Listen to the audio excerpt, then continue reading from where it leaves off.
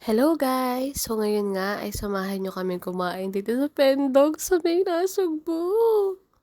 Matagal-tagal na rin kasi simula nung kumain kaming mag-asawa sa labas.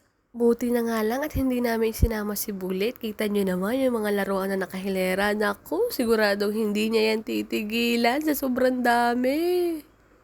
At ito na nga yung hindi mawawala sa tuwing kakain kami sa labas ni Mister. Ang paborito naming leche flan, di ba? Ang sarap niyan, sobra. Kaya kung kayo kakain dyan, orderin nyo na din yan. Nahihiya pa nga ako mag-video-video dyan kasi ang daming tao at nakatingin sila sa akin. By the way, ito yung isang in-order namin, yung gusto ni Mister, yung barbecue ribs. Kita nyo naman, oh, pumuputok-putok pa yan, sobrang lambot niyan, ang sarap. And yung in-order ko naman is yung sizzling sisig na paborito ko din. Yan nga palang in-order namin ay meron na extra plain rice. And last sa in-order namin ay itong 4 pieces na barbecue wings. Sarap 'di ba? Kaya ano pa hinihintay nyo? Punta na kayo dito at kain na. Bye!